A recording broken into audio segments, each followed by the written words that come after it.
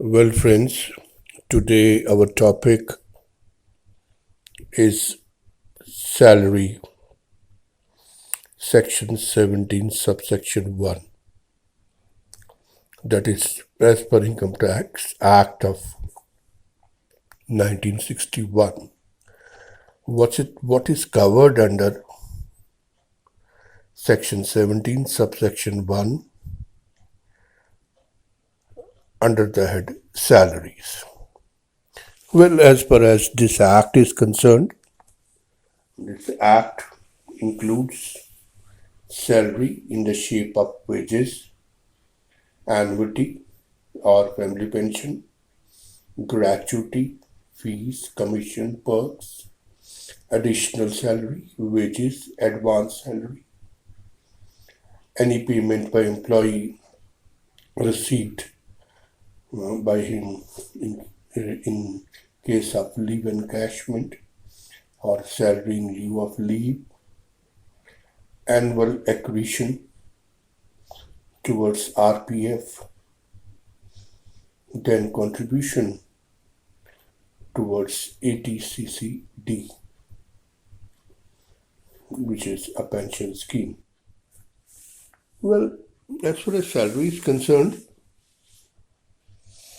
in simple words हम ऐसा बोलेंगे कि सेक्शन 17 सबसेक्शन 1 जो है वो सैलरी में वेजेस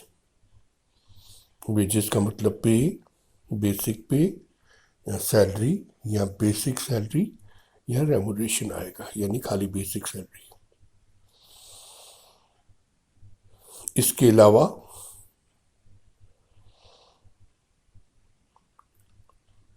कोई भी एन्युटी और पेंशन, जहां तक पेंशन का ताल्लुक है कम्यूटेड पोर्शन ऑफ पेंशन नहीं आएगा इसमें। ग्रेचुटी में भी जो सेक्शन 10 सबसेक्शन 10 के एग्जाम्शन के ज़्यादा ग्रेचुटी है वो आएगी इसमें। इसके अलावा कोई भी फीस, कोई भी कमीशन, बोनस दो तरह का होता है, ग्रेटिशियस और नॉन और स्टैट्यूटरी। तो स्टैट्यूटरी लीगल और कॉन्ट्रैक्चुअल ऑब्लिगेशन लेता है और ग्रेटिशियस कैजुअल बेनिफिट के लिए होता है। कोई भी परक्यूजिट्स या पर्क आएगा, प्रॉफिट इन ल्यू ऑफ और एडिशनल सैलरी या salary in lieu of leave, advance salary, ये सारी चीज़ें 17 सबसेक्शन 17 सब में इंक्लूड की जाएंगी या इनकम टैक्स एक्ट के तहत अंडर सेक्शन 17 सबसेक्शन 1 में इन सब को हम डाल देंगे अगर इनमें से जो से भी रिसीव की गई है। तो जहाँ तक ताल्लुक है सैलरी का, सैलरी तो वर्क डन के बेसिस पे है, बट इसके अलावा अलाउंसेस भी एक एम्प्लॉयर एम्प्लॉय को पे करता है। और अलाउंसेस बेसिकली, अलाउंस का मतलब है एक हेल्प जो बाकी खर्चा सैलरी के अलावा पूरा करने के लिए एक एम्प्लॉयर एम्प्लॉय को देता है। So it should be kept in mind that allowance is a help, is some sort of compensation given by employer to employee to meet his or her expenditure over and above the salary, as you know. अब जहाँ तक ताल्लुक है allowances का, allowances बहुत तरह के हैं, टैक्सेबल हैं, पार्शली टैक्सेबल हैं या एग्जेम्प्टेड भी हैं। तो जहाँ तक ताल्लुक है टैक्सेबल का, तो उसमें HRA आ जाता है, हाउस रेंट अलाउंस। अब जहाँ तक ताल्लुक है हाउस रेंट अलाउंस का, इसको कवर करता है Section 13, subsection 2A under Rule 2A। तो रूल 2A कहता है कि एम्प्लॉयर जब एम्प्लॉय को रेंट फ्री एकोमोडेशन नहीं दे सकता तो उस वक्त वो क्या करेगा, उसे कुछ कैश बेनिफिट देगा जिससे वो एक किराए के मकान में रह सके अगर उसका अपना मकान नहीं है। और अपना मकान है फिर कोई HRA नहीं मिलेगा, किसी मुफ्त के मकान में रहता है तब भी नहीं मिलेगा। हाँ, HRA उसको मिलेगा प्लेस ऑफ एम्प्लॉयमेंट में किराए पे रह रहा है या किसी और प्लेस पे भी रह रहा है, ज़रूरी नहीं है प्लेस ऑफ एम्प्लॉयमेंट पे रहे।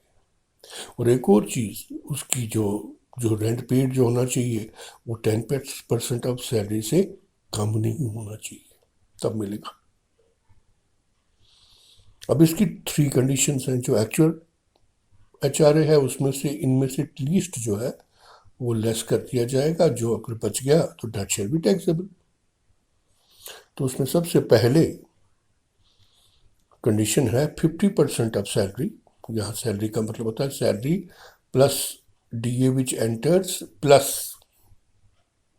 कमीशन 1% ऑफ टर्नओवर, से ज़्यादा नहीं होनी चाहिए क्योंकि ये सुप्रीम कोर्ट ने हेल्ड किया है केस में।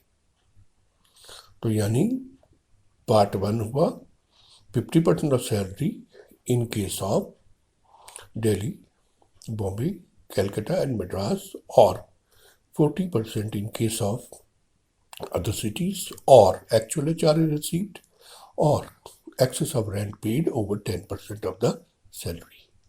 इन तीनों में से जो लीस्ट होगा that shall be taken, that should qualify for deduction from actual rent received, and whatever resultant will be there that shall be taxable।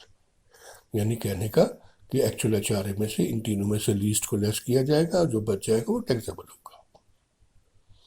अब यहाँ एक बात याद रखनी पड़ेगी कि सैलरी का जहाँ तक ताल्लुक है, सैलरी हेड के अंदर जो HRA हम कैलकुलेट कर रहे हैं, इसमें अगर जज है सुप्रीम कोर्ट का या हाई कोर्ट का, उस केस में HRA उनको एक्सेम्प्ट है। बाकी in all the cases it is taxable, and as you see it is to be calculated on basic plus DA which enters plus commission on turnover। So this is how HRA is calculated in case of salaries or under the head of salaries in Income Tax Act of 1961। Thank you very much.